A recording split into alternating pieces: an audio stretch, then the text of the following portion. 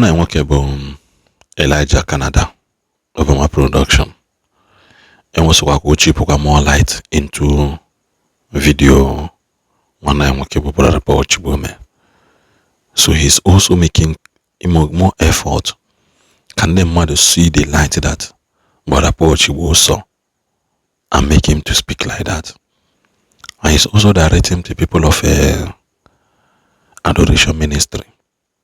Konyo bona megine happy hane because na the man is straight okwa the man etaka. So because you bomolonze mozo. And then this video, don't forget to subscribe, share our video, and also support this channel. One.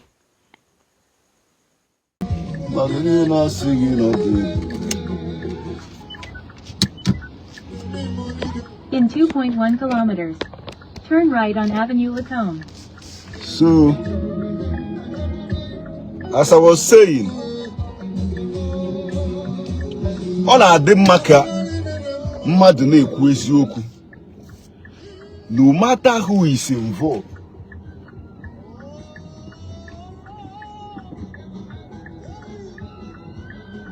you know.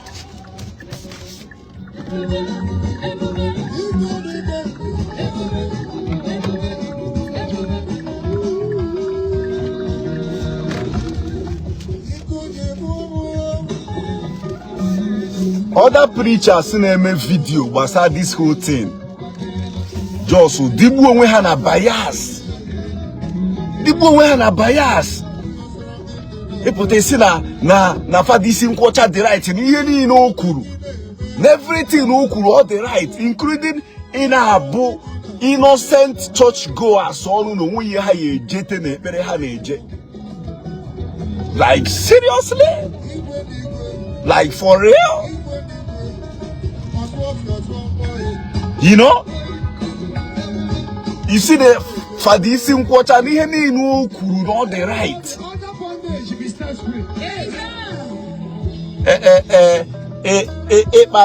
Pare father we sacrilege. Father. As far as I'm concerned, I'm not pare father. I'm just trying to make a submission, trying to correct some certain things. It was why I'm pare. Now you know. As far as I'm concerned, and I'm not pare any father. My father will not pare my because he is no more human than me. Yes. After all, the father are meant to be praying for us, blessing us. You know. In her correction, her take care no be humana. They look at very safe. Even if you are trying to make an accurate reflection of what they said in another way, it's less for them to calmly correct that impression and not by hinda na need you furu na nda agiji onwe ya kwesịrị ka this man with a wheelchair ya agafe. You know.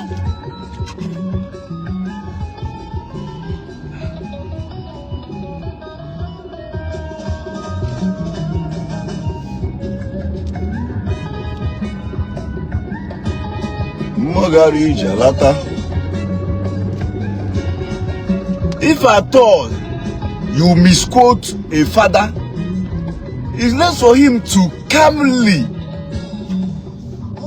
say no, this is not it. This whole ministry, church or whatever, I've discussed it with my parish priest here and other Igbo father. I said all those things are an issue. All those things are the whole that deep. That the most important thing, those souls, and chikota. You know, the last time I was discussing this whole thing with my parish priest here, a white, I said, Because I try to, you know, explain everything that has to do with Zion ministry, and they say, but this whole thing, and also my own submission, how I do my thing on Facebook. A lot of people that are close to me here, they always follow up. Sometimes after going through my page, they always call me. They always ask me, why is it that there is so much curses, there is so much abuses on your page? Why? See around that brother now. That's what all these Oyibo used to ask me. Why is it that there is so much curses, so much abuses on your page? Why? Around that brother. See, oh my God. So the man told me, the father told me that, more especially, as I said, that the ministry has more population of youth, that in a manner like the world we are now,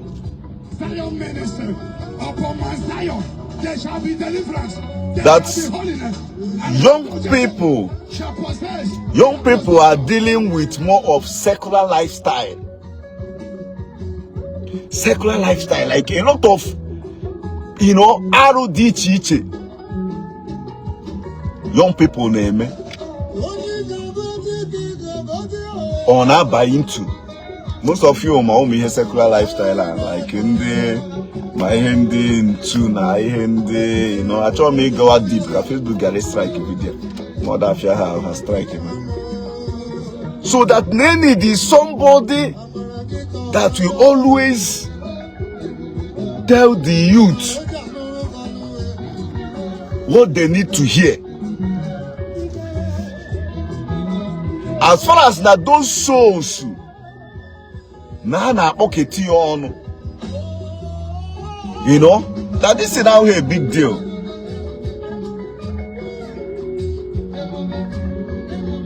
He told me a lot of things. We discussed a lot of things rather regarding this whole thing. But sometimes my father ndinke buy ndinke Nigeria. Maybe has. I don't know. Ekworo anyuku obiofu. Ole me kato na naju. A force rule na force uchie father. A force rule na force. Why can't you calm down? Tiyo mwegi joy. Na aru obi ebere. Keji bura nyuku na ekworo. To the extent of onye kpọrọ onwe ya father. Ị na-asị na ndị na-eje ebe ya worship the same God ahụ ya na onwe ya na akpọkwa people ka ha bịa na onwe ya ha ga-ejete na ha ga-ejecha Zion gbara aka after ka o si na-eji destiny ụmụazị wee na shine, eji glory ụmụazị na shine.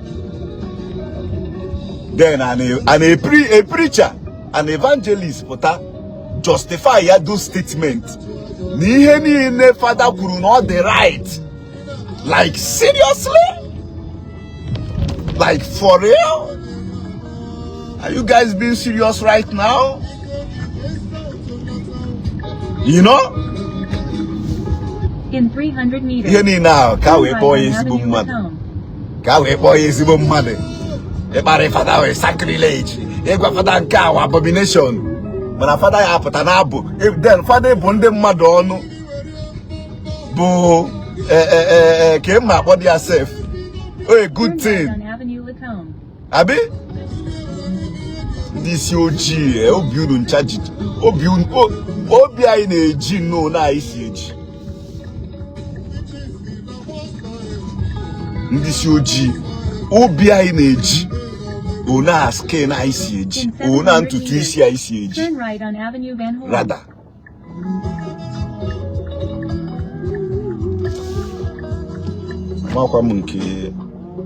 map all the map. Okay, can go on. You know? The preacher put a justify here that na fadi sina ndi na-ejo ka ndi na-eje ka akpere Chineke ga-ejecha gbara aka wee na onwe ha ga-ejete. And the secondary na the same evangelist in not there, they use glory umazi we na shine. A preacher put a justify yeah. A preacher they preach in a ministry. Now say people kurune ezioku. People being doka Christ. He justify yeah. Obodi no we kosi ku okay ngwani ha father ineku okay ma ya maga ebisi apụta ya mago mana nke ikuzikwe side ikwute eku ofuma. He don't stop like that. Oh he geja ma na onye a onye eziokwu onye a ku straight. That is the reason why I gave Brother Paul Chigbo that accolade in the morning. Because I've been very impressed now that his video, how he stated everything. And he believe you me. 300 meters. Turn right on Avenue. Onweki ya si asem no nya mume Elijah nke Enugu bai. Ya garo na. Not even a guy. Or even they say because na this one, that one, ne. Oh, I can't make him here like this. I can't make him here like this. Kiss him evangelist say bukaga and man, I'm gonna all those things in the SNA. I'm gonna all those things in the SNA. All the names are still now that I go rich people customer. I wish I don't know where you all are getting that nonsense statement. You know,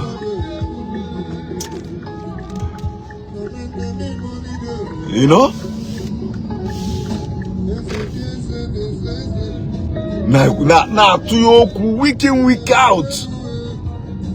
A man put out like this, Elijah Baya did go too old for this thing on him. Some people have whatever they do for the feeling no barrier or something. But now it's never an insult. Level honor, like everything. Of see Sunday and me here on Facebook now. What are we talking about? Level honor. Of see Sunday and me here on Facebook. Gafere again one abarangi break. Level Elijah by no. Like of see put on Sunday. So far this in quarter na basa on Facebook. If I don't know where he told you one equal once is on the mean. Equal once is on. Boy every market day surrender na won't wegina. Na won't wegina. Didn't you care according yourself? I said na badia. Nana badia. All have fun day senior Ibia. I was born and raised in Onitsha, Anambra State. I'm an actor.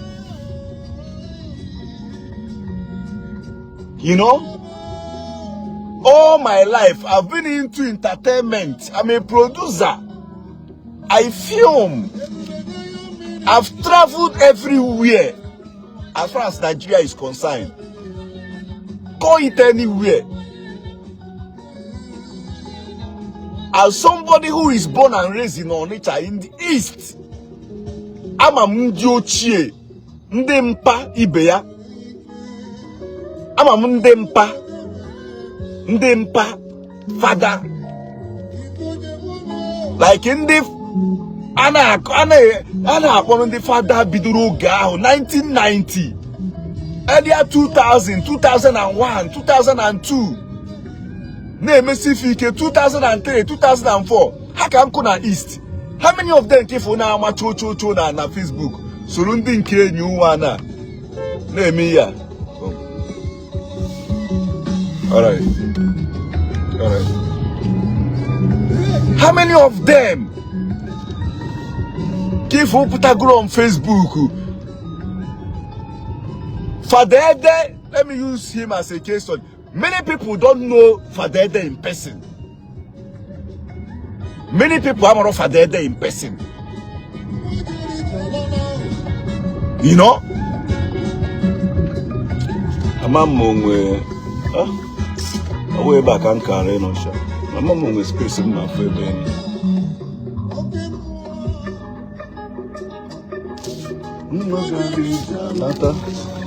I'm across Saga.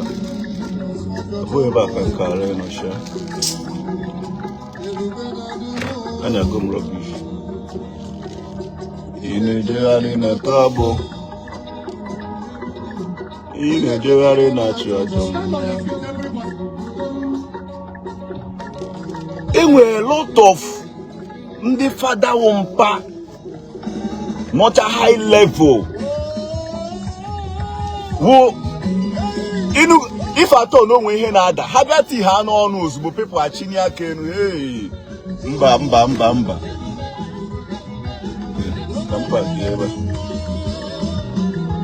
If I don't know when he nada, call it anything. Habati on noku. People are chinia kenu. Yake Elijah enugu Yesu ndị young father like ndị ne man na-ekwu not go too old for all this thing. People go the thing side they insult him, but not be insult. Omo, you know, not be insult.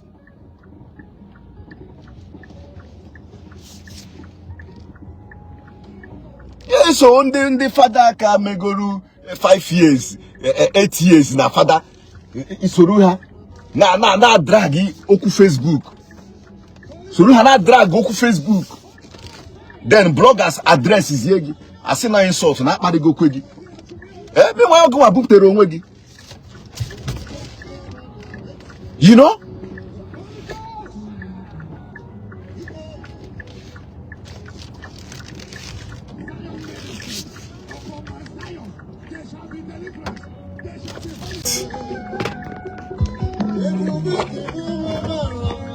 And don't you want the way Oje make his or her thing.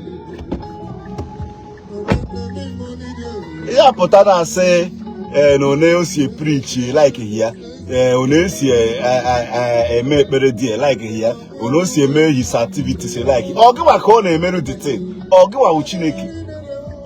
Yeah. One kunke like here. You're comfortable. As who? Who are you? You are not his God, and you are not the one that, you know, gives him the power to do whatever he's doing. And who even told you that who told you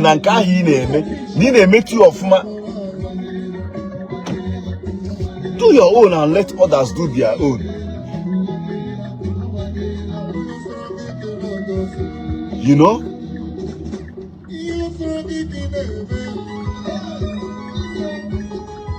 Do your own and let others do their own. Chidima Juliet, I see you. Greetings.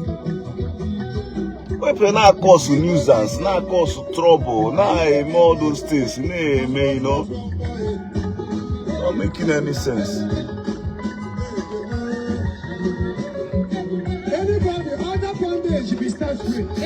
It's not making any sense.